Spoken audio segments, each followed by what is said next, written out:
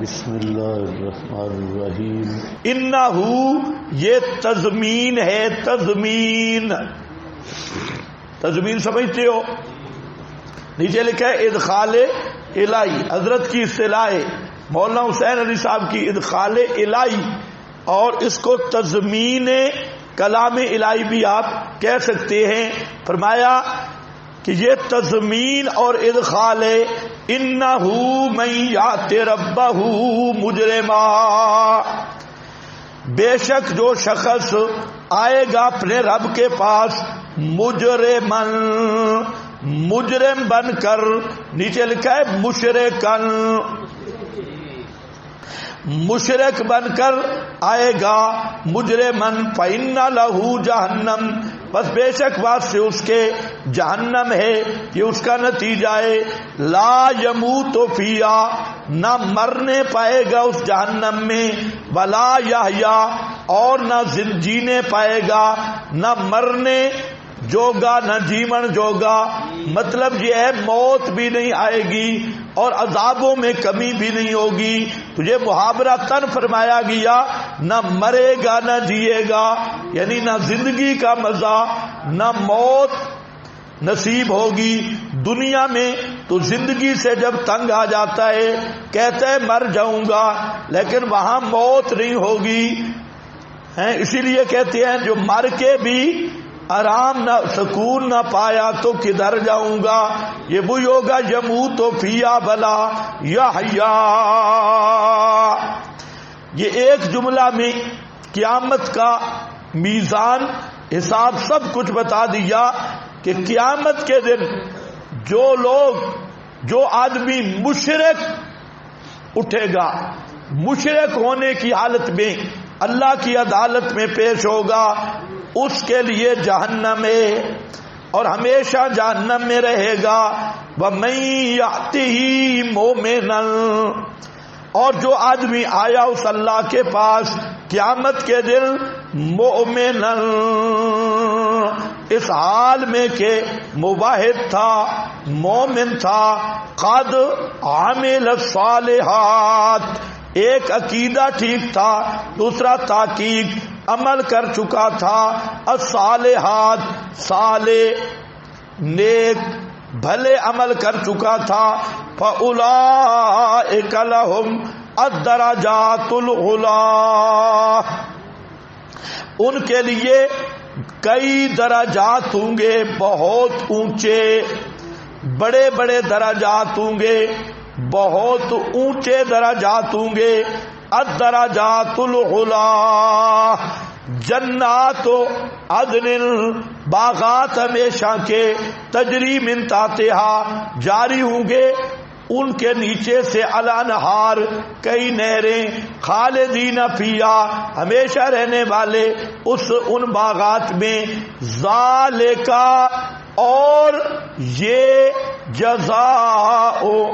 جزا اور بدلہ ہے من تزکا، جس نے اپنے آپ کو پاک کیا شرک بدعت کی میل کچیل سے اور زنگ سے. من تزکا، من قال لا الہ الا اللہ، جس کا عقیدہ توحید ہوا، یہ اس کے لیے جزائے. بس یہ مضمون ختم. تو فرمایا یہ تضمین الہی ہے، ادخال الہی، کہ قیامت کے دن جو مشرک بن کے آئے گا توبہ کی توفیق نہیں ملے گی، اور شرک پہ مر گیا تو وہ لوگ کیا ہوں گے؟ ہمیشہ جہنم میں رہیں گے. لا یموت فیہا ولا یحیا. آپ کے پاس حاشیہ ہے کوئی مجرمن پہ؟ حضرت ابو سعید فرماتے ہیں، فرمایا رسول اللہ صلی اللہ علیہ وسلم نے، اما اہل النار، بہرحال جہنم والے، الذین هم اہلها، جو جہنم کے لائق ہیں، فإنهم لا يموتون فیہا، وہ اس میں مریں گے بھی نہیں، زندہ بھی نہیں ہوں گے. ولیکن ناس اصابتہم النار بذنوبہم، لیکن ایک گروہ لوگوں کا ایسا ہوگا کہ گناہوں کی وجہ سے ان کو آگ پہنچے گی. او قال بخطایاہم، یا آپ نے خطایا کا لفظ بولا ہے، پس اللہ ان کو موت دے دے گا. اماتتن، ایسی موت یا تھوڑی سی موت، حتی اذا کانو، جب وہ کوئلہ بن جائیں گے، اذن بالشفاعت، تو شفاعت کی اجازت دی جائے گی. فجیء بہم، پس ان کو لایا جائے گا ٹولے ٹولے، پس پھیلائے جائیں گے، ڈال دیے جائیں گے انہار جنت میں، جنت کی نہروں میں. ثم قیل یا اہل الجنت افیضوا علیہم، ان پر پلٹو پانی وغیرہ. فینبتون، تو وہ جنت کے وہ اگیں گے جیسے کہ دانہ اگتا ہے.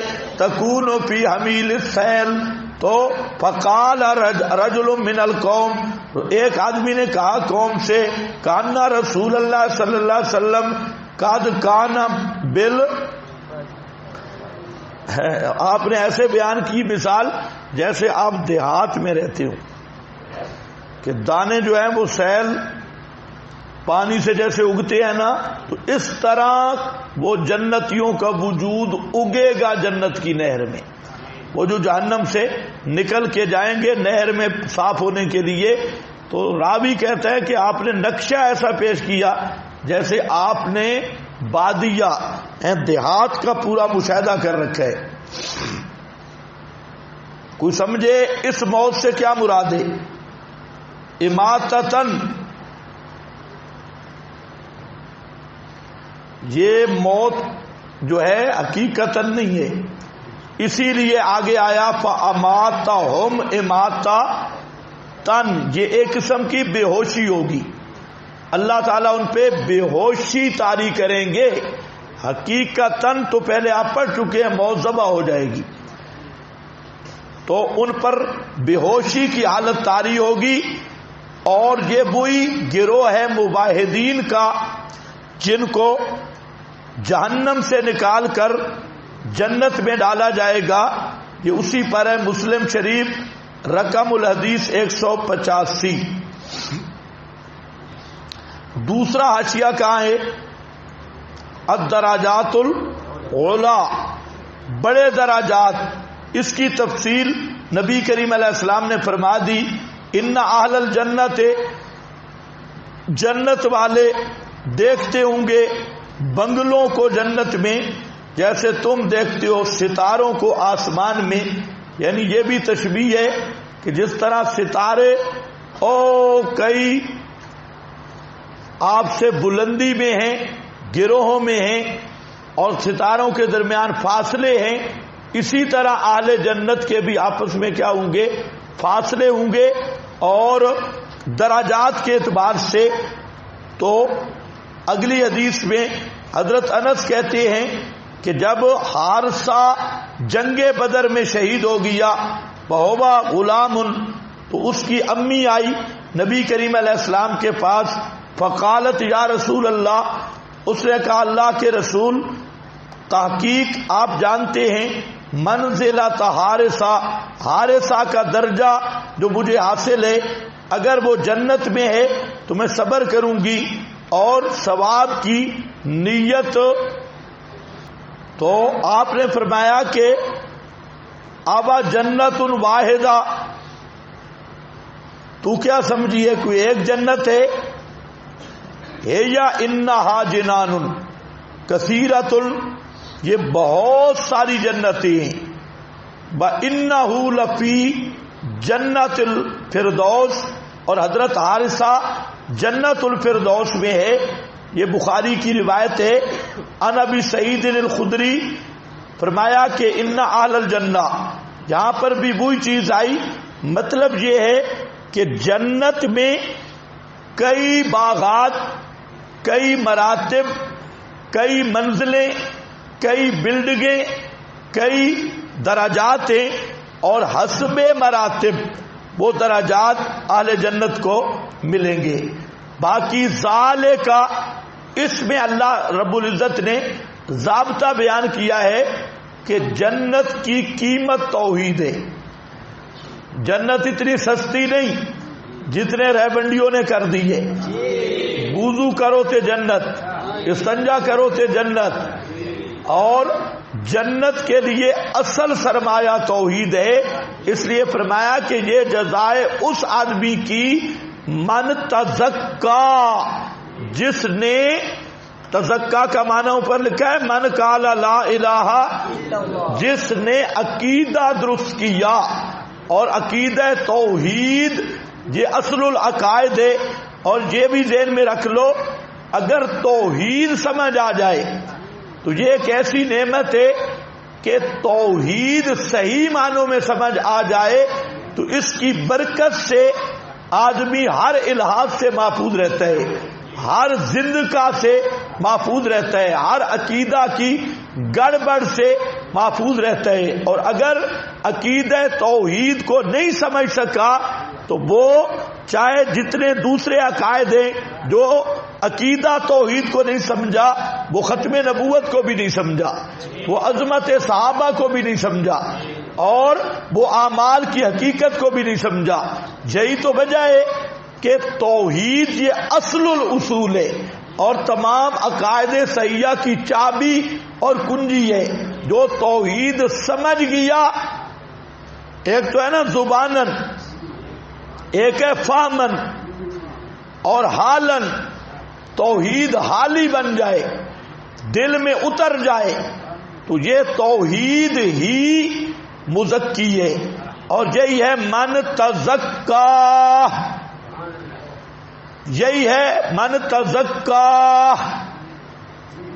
یہ جو تمہارے آج تزکیے نکلے ہوئے ہیں نا، وہ سب ابلیسی